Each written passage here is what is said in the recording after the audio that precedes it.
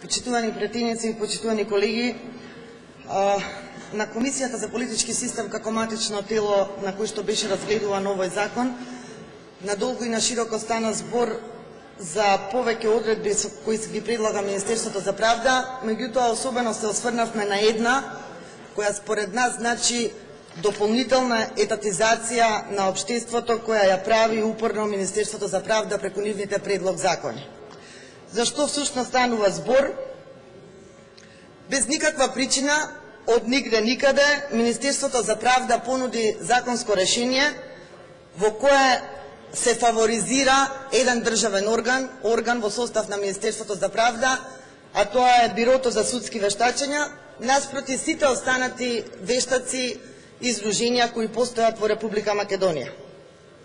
Во 2010 година истото Министерство за правда предвиде лиценци за сите вештаци и во Македонија постојат огромен број на судски вештаци кои го имаат положено испитот и кои се стекнале со такви лиценци, подеднакво како и сите вработени во Бирото за судски вештачења. Колеги пратеници, ве молам секој на своите места, ве молам, се извинувам. Од непознати причини Министерството за правда реши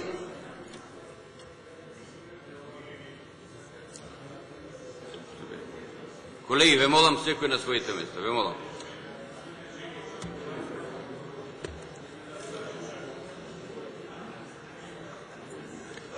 Повелете. Од за нас, но и за јавноста непознати причини, Министерството за правда одлучи дека Бирото за судски вештачења од сега па во иднина ќе биде користено како пружач на услуги за сите државни и јавни органи и институции во Република Македонија. Би сакала на јавноста, како и на останатите колеги пратеници, да им презентирам што всушност се случуваше до оваа измена предложена од владата на Република Македонија. До сега, кога ќе се појави потреба од судско вештачење, се распишува тендер, се распишува конкурс на кој што конкурираат сите и во зависност од тоа кој ќе ја даде економски најповолната понуда, се избира вештакот. Тоа беа должни и се уште го прават сите државни органи. Распишуваат конкурс за јавни набавки и одлучуваат кој вештак врз основа на економски најповолната понуда на суд ќе го изврши вештачењето. Одеднаш, Бирото за судски вештачења ќе стане орган кој што ќе ги обслужува сите државни институции без за тоа да се распишува јавен тендер или конкурс за јавни набавки. Го поставуваме прашањето до представникот на Министерството за правда. Зошто, по кои критериуми и врз основа на кои причини одлучи дека одеднаш Бирото за судски вештачења треба да се стави над сите останати вештаци? Зошто одлучивте дека вештаците што работат во Биро за судски вештачења, кои имаат еднаква лиценца како и сите останати вештаци, кои платиле еднаква сума за лиценцата, кои ги полагале истите испити како и сите останати вештаци, сега треба цела држава да ја обслужуваат без при тоа да конкурираат и да се надаваат со нивните колеги кои не се вработени во Бирото за судски вештачења. Во образложението на законот се вели дека на тој начин ќе се спроведеле постапките поефикасно и поекономично.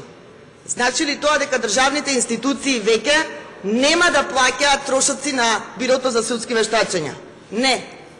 Тие и понатаму од буџет ќе си плаќаат пари на своите вработени, на административците кои работат во Бирото за судски вештачења.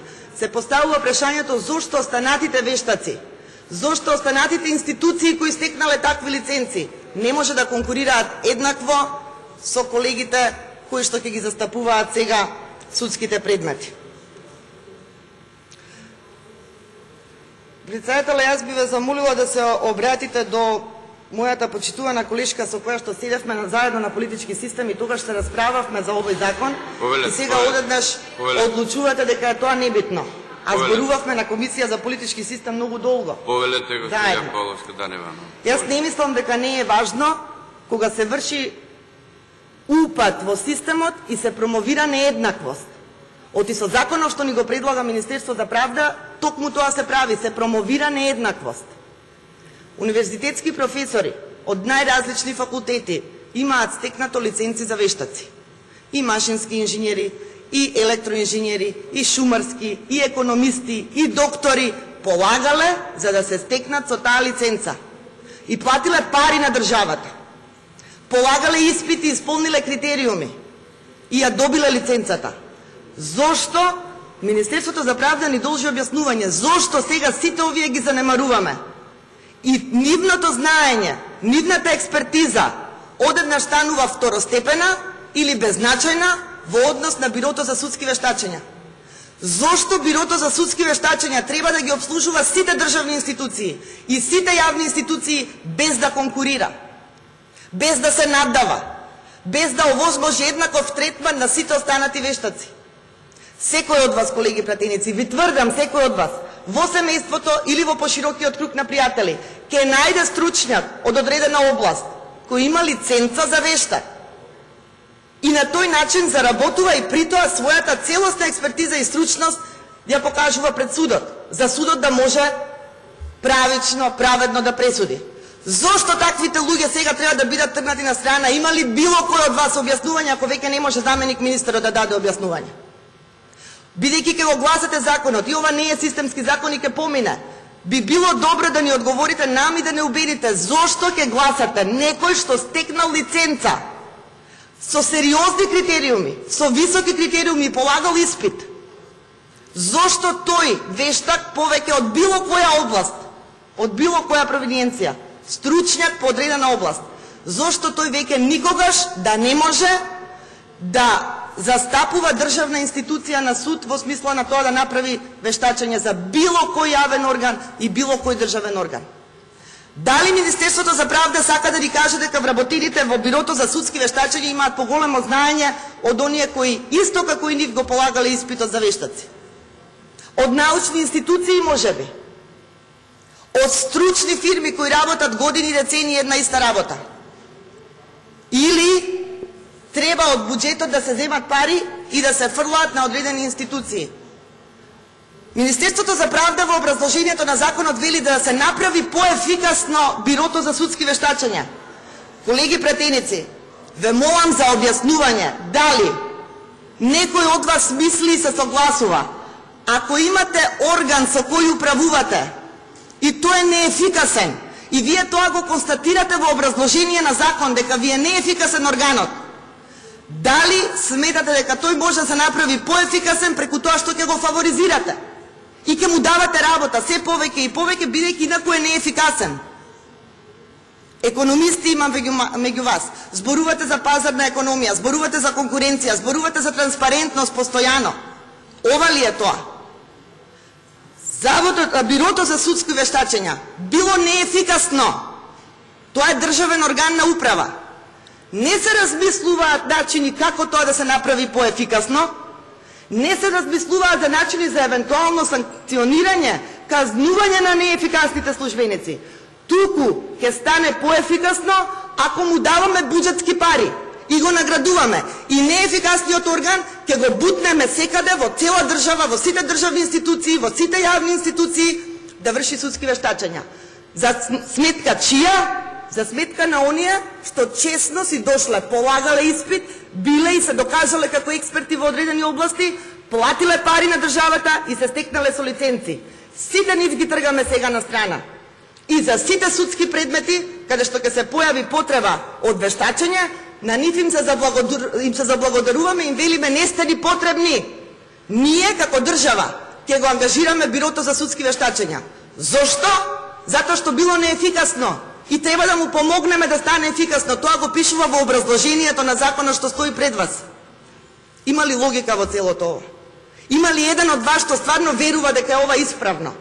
Дека е транспарентно, дека е честно, дека е фер, дека соодветствува на демократска држава, на владење на право и на заштита на конкуренција? По кој основ одлучи Министерството за правда дека органот кој му цица пари буџетски, а е во нивни состав, и не им функционира добро, треба да го наградат со тоа што сите бизниси во наводници ќе му ги дадат. Оти тоа е бизнис. Се зема пари за секое судско вештачење. А предходно шефот на конкретниот заменик министер, господинот министер предходен, Михајло Маневски, лично ги доделуваше лиценците и се сликаше со сите вештаци и на сите вести тоа одеше. Еве како ја унапредуваме државата, еве како правиме поефикасни судски предмети, да имаме и судски процеси. И им ги врачи дипломите и лиценците. Тој ги промовираше лично. Еден куп медицинари и доктори, еден куп инженери, еден куп правници, еден куп економисти. Најдобрите од најдобрите, оние што успеале да ги исположат испитите и да ги исполнат критериумите. И сега ни се кажува, не, тоа не важи за нив. Тие веќе не се конкурентни. Зошто? Немаме образложение. Без тендер, без распишан јавен оглас за јавни набавки, секој државен орган, секој јавен орган, секоја институција во оваа држава, штом влезе во судски процес и има потреба од вештачење, а секогаш има потреба од вештачење, ќе го земе Бирото за судски вештачења од Министерство за правда. И на нив ќе им се плаќаат пари. И никој друг во оваа држава нема смее тоа го прави. Вакво законско решение нема никаде во светот. Немало ни до сега кај нас. Одеднаш се прави се наопаку, со мноштвото закони што се пикаат во собраниска процедура, без никој да ги прочита, без никој да ги разгледа, само се гласа и се прават грешки кои ќе ги плаќаат генерации после нас и други претенички состави. И за тоа треба да се замислиме. И стварно не ми е јасно како секој од вас ќе крене рака, при тоа заменик министерот не е за сходно да се обрати, да образложи зошто е ова потребно. Да ве убеди барем вас, не заради тоа што припаѓате на одредена политичка гарнитура и коалиција, туку да ве убеди како пратеници, како луѓе што го штитат интересот на граѓаните, дека треба ова да го гласате.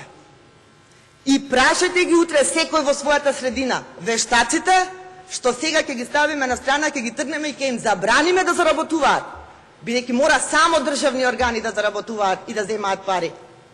И никој друг. Небитно дали е подобар експерт или полош. Дали на овој начин кажуваме дека само вештаците во Бирото за судски вештачења легално, легитимно и реално ги стекнале лиценците? Сите од ние останати кои Михајло Маневски ги награди со лиценци бидејќи полагаа испити, на сите нив им велиме не важи вашиот испит. Важи ако некој приватен субјект ве ангажира, ама држава кога води процес, никогаш не смеете да работите за државата. Зошто? Кој е аргументот? Еден аргумент да слушаме, па да знаеме зошто ќе го гласате ова. И да знаете и вие сами што ќе им образложите на граѓаните кога ќе се вратите. Или тргнавте од тоа дека политички е опортуно. Нема многу вештаци во државата, нема да замерат и да изгубиме некој глас. Не е голема бројка што ќе донесе гласови на избори. Па немојте, дајте еднаш да не гледаме се од таа призма. Популистички. Ова е голема маса на луѓе, таргет маса, тука за нив ќе се бориме наводно. Овие се небитни, ги има неколку стотици во цела држава, тие не ни се важни. Ајде еднаш вистински правен систем овде да восстановиме. Ајде еднаш од сериозни основи и критериуми да тргнеме и тоа да го градиме и ние овде и секој следен пратенички состав. И секој после нас да тргне по вистинскиот пат. Ова е можеби минорна работа за дел од вас. Меѓутоа, верувајте, нема никаква логика и нема никакво објаснување зошто ни го нудат ова решение. Зошто треба да се фаворизира државен орган?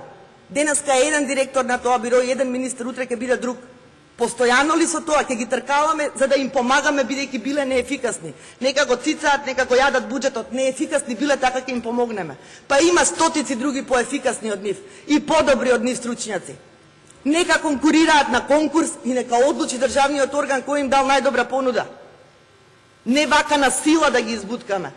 Со сила да ги правиме експерти доколку не се. Пазарот ќе одреди. Конкурираат заедно со други експерти. Кој е најдобар, тој нека го избере државниот орган. Од тука сметаме дека нема никаков аргумент за вакво законско решение. Очекуваме еднаш, барем за вакви работи кои не се само политички, туку се и суштински за градење на правна држава. Еднаш дел од вас да се спротистават на погубните политики, особено на Министерството за правда. Особено во нашата комисија за политички систем доаѓаат небулозни предлози закони, едно по едно, каде што се водат огромни дискусии, но на пленарни седници ги нема дискутантите.